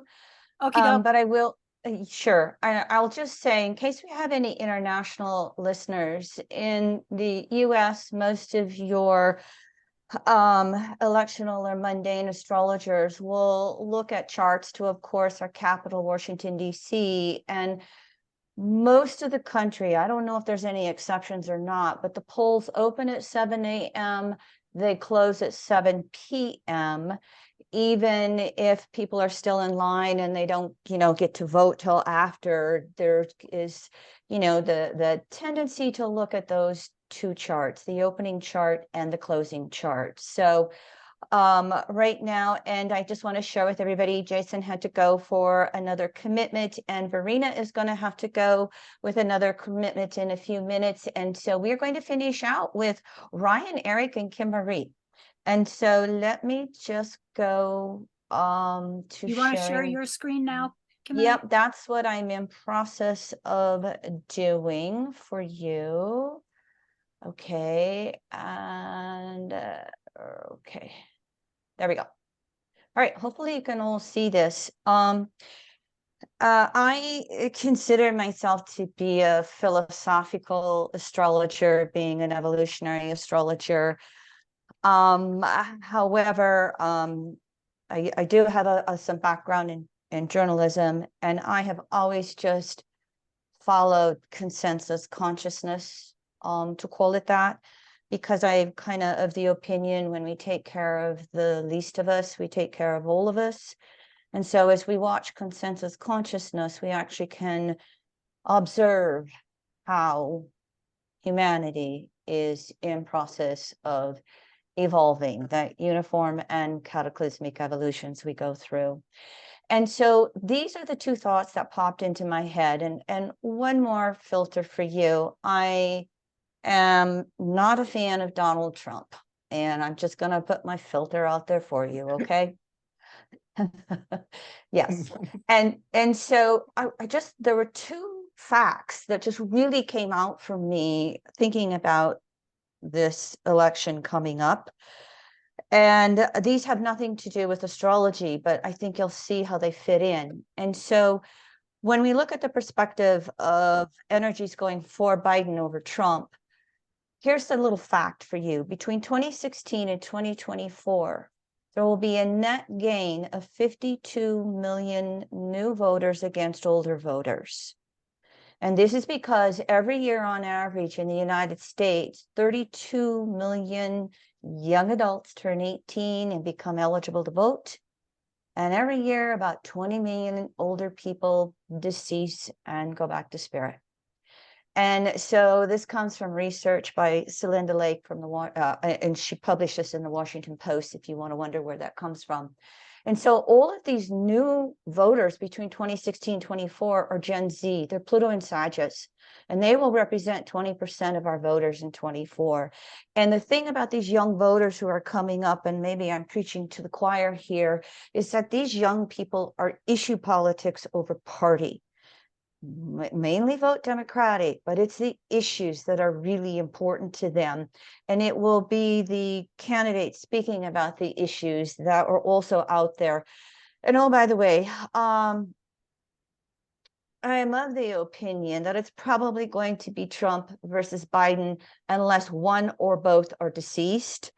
Ryan, I don't know quite where your comments are. Maybe in a comment section in a few minutes, you can speak to what you had said earlier, you know, about will we have an election? Stay tuned. We'll see. I think chances are we will. The other fact that I wanted to share then is in regards to Trump, we're not a popular vote country. And that's going to be something that I think Pluto and Aquarius will really have us look at. Because if you go back to the last time we had Pluto and Aquarius after 1776, we did a lot of changes during that Pluto Aquarius transit one cycle ago for 20 years. We had the Bill of Rights, which are the first 10 amendments to the Constitution, et cetera, et cetera. So stay tuned for maybe we might change this electoral college. We, as a state, for most of us, except there's exceptions in Maine and Nebraska, the winner of the popular vote in the state gets all of those electoral votes. And so there's really in this next election only 11 states that are going to be competitive anymore, and they represent only 20% of the population. And so it's pretty much, quote unquote, in the bag that Republicans will have 218 electoral votes in 24 states. Democrats will have 211 votes in, 17 states. I think my screen's got interruptions, overlays. And I'm talking, but I lost something and I was tracking myself from. Oh, for those of you who are not familiar, to become president in the US, you would need to have 270 or more electoral votes. So I just wanted to relate this for hope and concern from my perspective at looking at things. And so as we astrologers are pretty much a diverse group of human beings, I use the Munkacy chart for July 4th. And on the bottom of your screen is a blue hyperlink of all of his research from the letters of Ben Franklin released by the Library of Congress. And he went through multiple time periods for July 4th. I like this chart. But the reason I have this screen up, no matter what chart you use on July 4th, there are three major aspects, as you can see over here in the box, that represent the history of our country of having inclusive versus exclusive trends. Give me your hunger, tired, poor, and build a wall. And so we have went through waves throughout our first 246 years of including versus excluding. And you have to have your head in the sand to not realize that is what we are in the midst of. And so I just think it's going to be a crapshoot with election day. As I went through all of the transits, progressions, and solar arcs for, again, time constraints, I'm just doing Biden versus Trump. I do have a slight hope that maybe we might pull Biden through again. Not that I'm the greatest fan of his. When the polls open on November 5th, 7 a.m. Washington, D.C., I think one of the things to look at, this was what we had 4 years ago as well. We had the moon in late Sag, and it is in with this T-square to Venus, Jupiter, and Neptune, which is going to be there all through election day. We do have the Scorpio rising right here, and Biden has a sun, I want to say it's a right around in there in Scorpio. It might be 14, 13, 11, 12, somewhere right in there with It's Scorpio. about 25 or 26, I think. No, Biden's sun. Yeah, Sun, yes. No, what am I thinking of? His Mars. I'll show you here the chart. in right. just a His moment. Mars is earlier Scorpio. Yeah. I'll show you that chart in just a minute. And forgive me for speaking fast with time constraints. But I also like to look at when the polls close officially, 7 p.m. in Washington, D.C. And what happens is the moon is moving into Capricorn, and it's going to be, you know, square the nodal axis of the transiting nodes by the time the polls close. And I'm wondering if there isn't an excitement of Republican voters for Trump with Sag. But as we get to the polls closing and the moon goes into Capricorn, that there is also this effect of, oh, wait a minute, can we do 4 more years of Trump and all that craziness?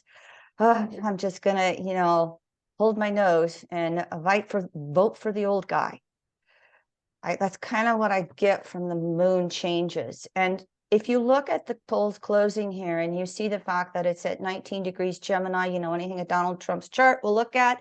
I just want to remind you, this is what we had when the polls closed in November 2020, the same thing.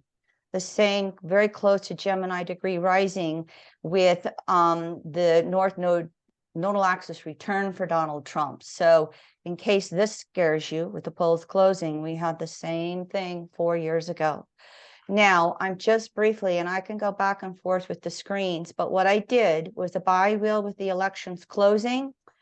I put the transits in color with the aspects kind of pointed out.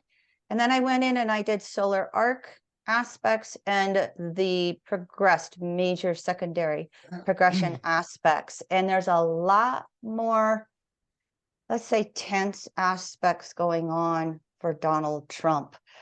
If you've been looking at these election charts, you will see that Jupiter in Gemini and the Saturn waxing squares are really active with Donald Trump's Gemini Sag polarity going on. But he also has a fair amount of solar arc and progressed aspects that are active at election time, and more of that tenseness that's going on. Let me show you Biden's chart, and then we can go back and forth between these two charts if anybody, again, down to Eric and Ryan here with me. All right, here's Joe Biden's chart, the same thing, bi-wheel with the polls closing. He has a few transits going on. Probably the biggest one is Pluto and Scorpio squaring the moon, but trining Neptune. And then he also has some solar arc and progressed aspects going on. For him, he is literally going to have a progressed lunar return just before. And he is also going to have solar arc Pluto going to Scorpio and oppose the moon before and after the election. Because solar arcs only move a degree a year, I kind of expanded a little bit beyond just looking at, you know, October, November of 24. And so that pole closing with that moon in a T-square to the nodal axis for both charts hits their Neptune Eris oppositions. And so it might not be quite so nice for either one of them. 1 week, I'm like, Biden's going to pull it off. The next week, I'm like, oh, I have got to brace myself for Donald Trump again. I go back and forth myself, and I think it's probably going to come down to the wire again, unless one of them is no longer on the planet. All right, I could keep talking, but I'm just going to stop at that point and go. I don't Hey, Eric, I don't suppose Ryan. you I was going to Go say, I ahead. don't suppose you have a chart for Gavin Newsom versus Trump. I'm just No, being a rascal here. yeah, I'm just being a little rascal Sure. here, but I'd be personally, I'd kind of be surprised if Biden makes it that far. I Just see. throwing it I out mean, there. and we wonder that about both of them. You know, when you think of all these 91 criminal charges against Donald Trump, how could anybody in their right mind make it through supporting him? I've not looked at Gavin Newsom to answer your chart. I'm just thinking smart Democrats are going to wait till 28 unless, you know, the unexpected happens. Which Pluto and Aquarius, who knows, that could. Yeah, I want to throw in a couple other, like Ryan. This might be consistent with Jupiter and Gemini of introducing elements of chaos. A couple other points. Well, one technical thing, yes, the polls close 7 p.m. in Washington, but they don't close at that time elsewhere, and including Hawaii and Alaska be many hours later than that are people still voting. So that's another variable to consider. Okay, another thing though is this one that hasn't been put up. I'm just going to mention it. Is I have been pretty focused, to say it mildly, on secondary progressions. I'm writing about it right now, and I wanted to just mention that Donald Trump's secondary progressed moon will be entering Scorpio rather soon. Then all of next year, pretty much it's going to be applying to his natal Pluto, which is about 10 degrees Leo. And it looks like he is going to have a lot of emotional, psychological intensity, to say it mildly. I hold the possibility that he might be in his own proverbial hell, Scorpio, Pluto, due to legal issues, that he might not be even on the ballot. Now, the other Jupiter in Gemini, chaotic monkey wrench to throw in, is I do think the hunger of the people you just mentioned, of young people, Gen Zs or whatever, who are not satisfied with the two major parties or choices. I think there is the possibility, Jupiter and Gemini, there's going to be many people on the ballot, including probably this RFK Jr. character, probably other people, probably, you know, a much different electoral landscape than we've had in recent decades. And we saw how much Ralph Nader disrupted things in 2000. Even, you know, other third party candidates, Johnson in 2016 was a factor. So there's so many variables that we can't even foresee right now that are going to be part of this, that who knows? But what we do know, and this is the point I want to make most of all, is that we are in the transition of Pluto moving from Capricorn to Aquarius. And Pluto dips back briefly into Capricorn for this election, which to me is the final kind of dipping back to be blunt here, flushing of the toilet of the patriarchal crap or the value system, to move forward into the Pluto and Aquarius, more or less the new world. So that might be to say no to things that represent that consciousness. And then the inauguration chart in January of 2025 will have Pluto and Aquarius. We don't have it to look at today, but that's really important to see who's going to be sitting in the White House in January of 2025.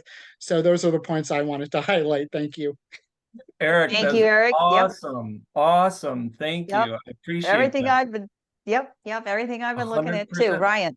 And that's why, but you know, before we started this, we started recording, I was like, oh yeah, if there's even gonna be an election, because of this chaos factor, because of that Pluto dip back into Capricorn, because of the Chiron return of the United States, the Pluto return of the United States, this great time of reckoning for all of Western civilization. It is like, that's why I was like, oh, you mean Gavin Newsom Trump, or Trump or Newsom versus RFK, or Newsom, or somebody we don't even know. Well, there's also Kamala Harris know. Kamala Harris is a factor too. And so Lord is help Liz us, Cheney, and so is no labels. right. Yeah. And so this little chaos factor with a little Pluto and Aquarius thrown in, like, oh, you think you know something, huh? Well, we'll see about that. I'm quite interested to see how these things are going to evolve throughout all of next year with the Jupiter Uranus, the big change happening. That's really typifying this next year. So this is where we astrologers get to say, I don't know. We can conjecture. We can say, oh yeah, we'd love for it to change this way. We'd love for it to change this way. We hope it doesn't change this way. We hope it does. But ultimately, what it comes down to, to thine own self be true. Everyone try to love as much as, we humanly can, and, try to listen to other people, Jupiter and Gemini, and try to share some, conversation about it. I think that we can get somewhere. Right. Yeah. Two things. One is technical.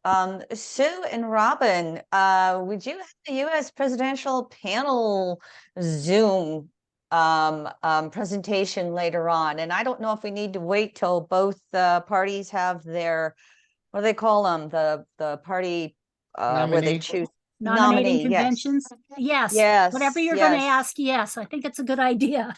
Absolutely. Yeah, it's going to be chaos, who knows? We might have to revisit it more than once as things happen throughout the year. Definitely. And then my second thought flew out the window. So I'll wait till it comes back in and then I'll mention it. There was something else that was right there that went out. So, but yes, I agree with both what you're saying.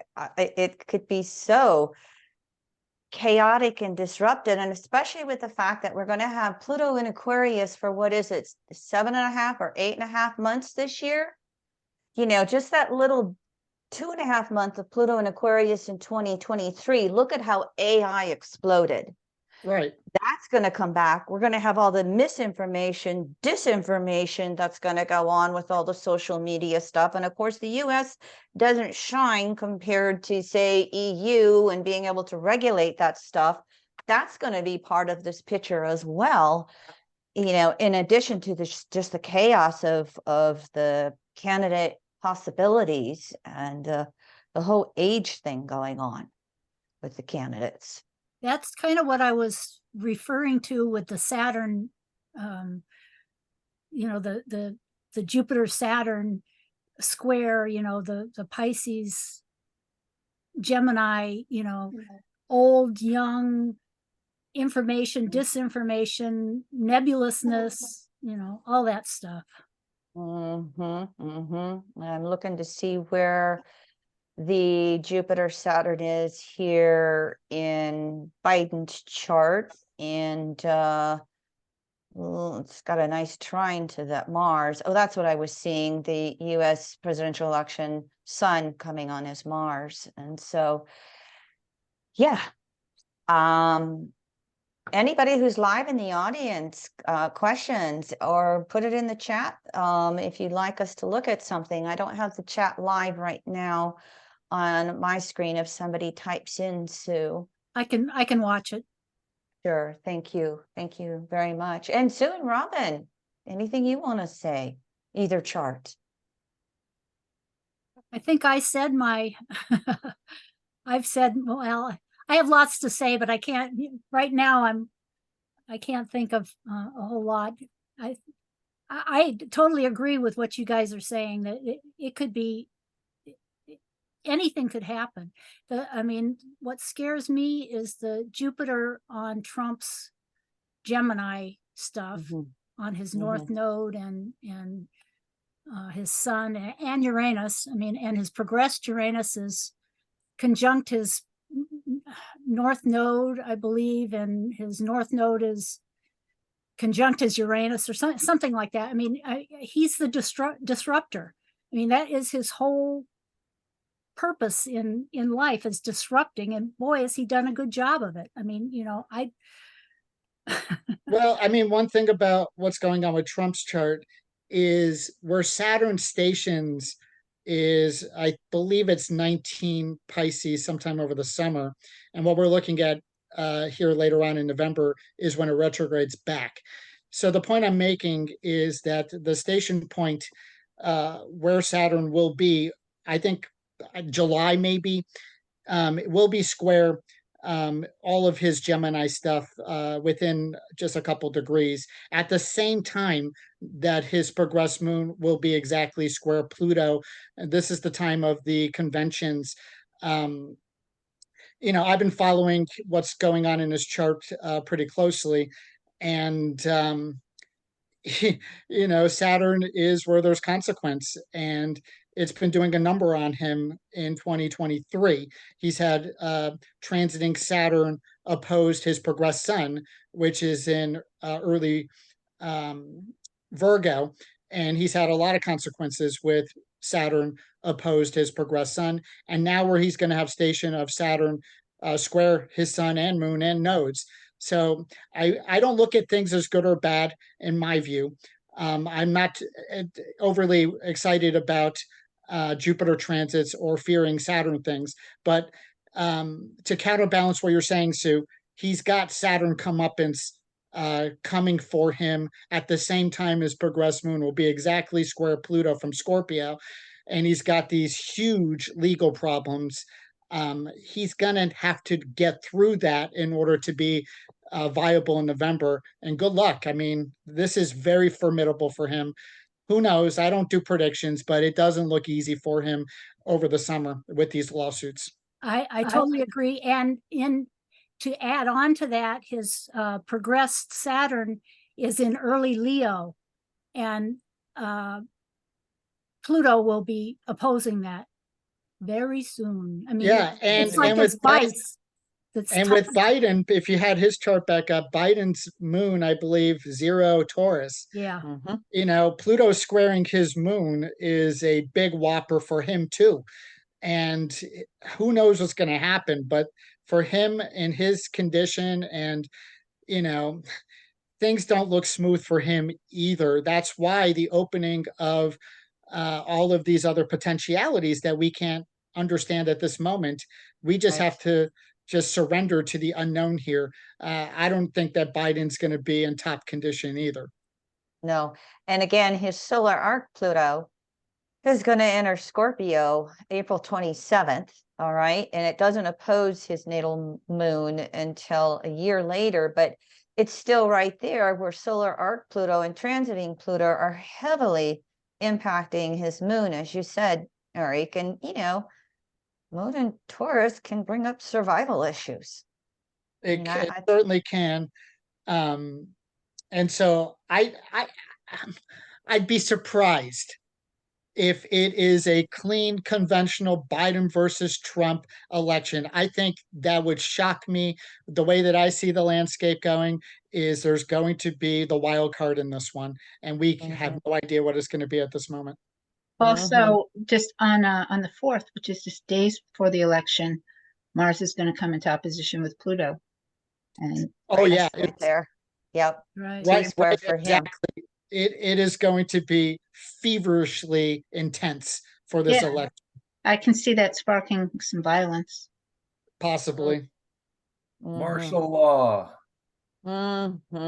That's one way to not have an election. I mean, it's dark, of course. You know, I'm Sagittarian. I don't like to go there. But, I mean, if we consider the possibilities, and if we consider the darkest aspect of Pluto and Capricorn and the old powers that be holding on to the very bitter end of every little last bit of control that they possibly can, how else are we, you know, I go to Star Wars mythology. You know, what does the Emperor do? He dissolves the Senate. No problem. So, you know, it's at that critical 29 degrees of Capricorn. Yeah. So, I mean, who knows? I mean, I'm all for, I'm like most of us excited about Pluto's entry into Aquarius. Yes, it will, of course, be the dark side of groupthink and the dark side of astrology and New Ageism and all of that other, the Aquarian stuff. Pluto loves to bring out the dark side of it, but to regenerate, right? Yes. Right. So hopefully, that regeneration thing. And just a quick little side note, if the Jupiter-Uranus conjunction does necessitate that summer of love, 1969 kind of energy, that happened in response, to the Vietnam War. So perhaps there is some, major revolution in consciousness that occurs this spring. That would be so awesome. Well, yes, to pick up on that is that in 2025, Uranus does get to Gemini and will be exactly trine Pluto, and Neptune will get to Aries, and we'll have this big outer planet shift that Kim was speaking about before. And that next administration will have that. So yes, Pluto in Aquarius will bring up the darker side of Aquarius. And also Uranus in Gemini is very much about futuristic possibilities that is going to partner with that Pluto for regeneration of thought, of new paradigms, of things that are progressive, things that are much more metaphysical, is very possible. So, May it be so. Maybe so. We'll see. Right, exactly. I was quickly looking for a slide that I wanted to put up. If you don't mind me doing this, we're at the tail end. And Go for so it. let me see. I just did a workshop on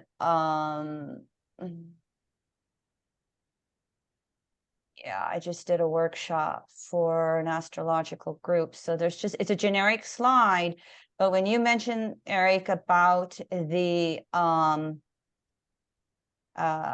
on just a second. Whoops, did I go past it? There. You may have to reshare your screen if you only shared the one. Okay, so hold on. Okay, it says pause. Okay, new share. Okay, so let's see if it does it. Okay, you see it? Yep. Okay, so we not only have the Uranus Pluto waxing trines coming up, we have the Uranus Neptune sextiles, and we have the rest of the Neptune Pluto sextiles throughout the rest of the decade. Yeah. So I look at these with a sense of hope of, especially here in the US, getting past this whole Pluto return rebirthing that we're in the midst of. We have a tendency to look at things year to year. And when we're looking at a Pluto return cycle that's, 248 years, we got to look in terms of decades. And so, worst case scenario, we have a Trump figure come in. Boy, you talk about those fire and air sextiles and trines being motivating. Yes, they will be. So just wanted. And to go back to your first slide, and I think your first point is that the younger people who are coming up, in my understanding of them, I have a son who's 24 years old, and he's got Uranus and Neptune in Aquarius, is that this group of people is quite Aquarian. They are very progressive. They are coming up, and they are replacing the so-called old guard. And my sense is that the trend for them is not going to be voting Republican or conservative. That's just not who they are. So we'll see. Who knows? But I do think third parties, and I do think things that are not of the conventional system, is where there's going to be a lot of energy with this folk too. I think that the U.S. might be reforming its political system in this next time frame. I agree. I think the Republican Party seems to be, imploding. They just seem to be, shooting themselves in the foot, so to speak. And the Democrats are, have their own issues as well. So, and I think that the two-party system is maybe it's outlived its usefulness. Yeah, it's on its way out. Let's hope. when there's a pretty clear chart for the Republican Party as for a date, even though there's no time. But back when 2015, 16, 17, when Donald Trump came through, the Republican Party was going through a Neptune return in Pisces. And so they really bought into the cult phenomenon with Neptune in Pisces. That's fascinating. And one other point is the Sibley chart, or just any US chart. We've had the Pluto return, but the other major thing to mention is the South Node is in early Aquarius, and Pluto, I think it's around 6 degrees Aquarius. I used a true node somewhere around there.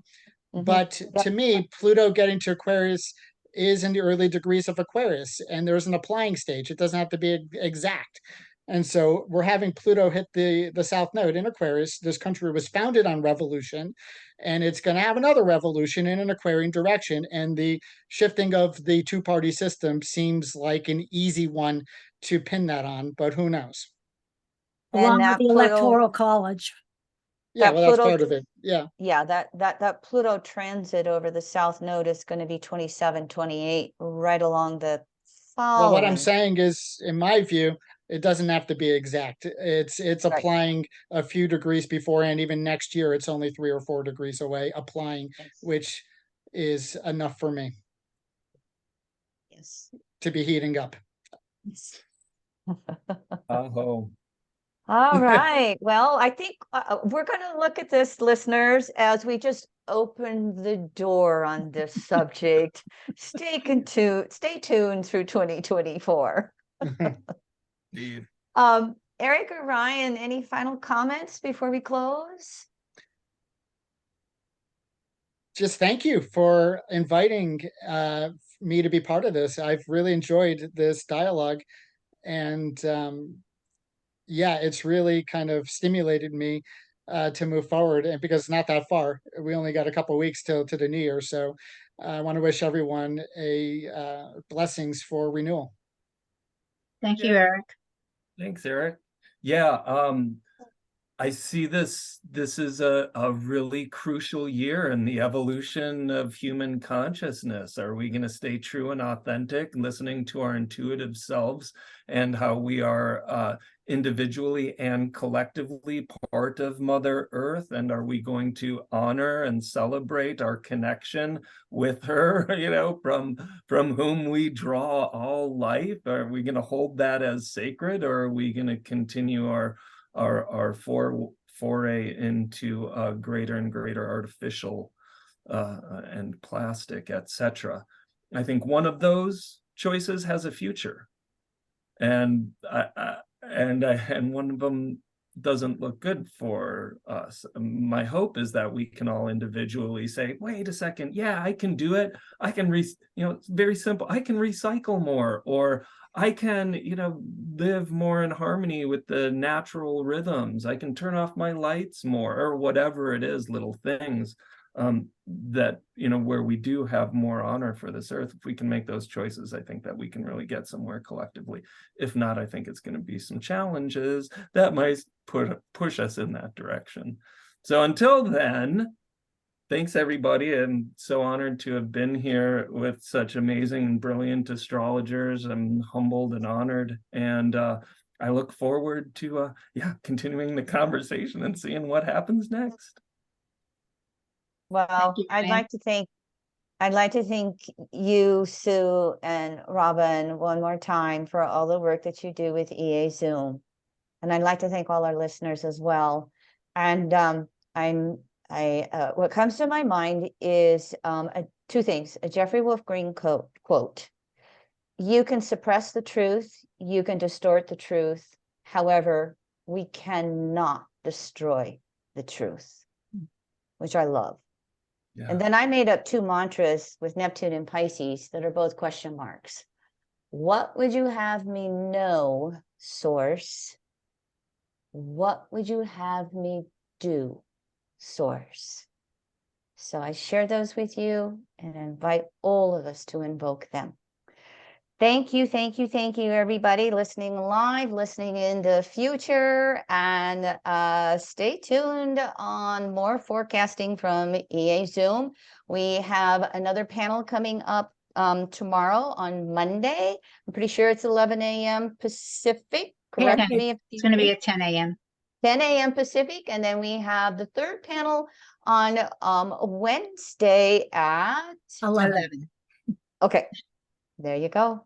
All right, everyone. Thank you for taking out your time to be with us. Everyone. All the best. Thank you Thank so you. much, Kim Marie, and to the panel. You guys were great. I knew it would be, and I was not disappointed. Ryan, I have to tell you this. Yeah. So I live in the Northern Plains. I actually live in the Black Hills, which is very beautiful, but I grew up on the prairie in the Northern Plains. And I was the oldest of 3 girls. And my joke is I didn't get off a tractor until I was 26 years old. Nice. Literally. Yeah. I managed to go to college.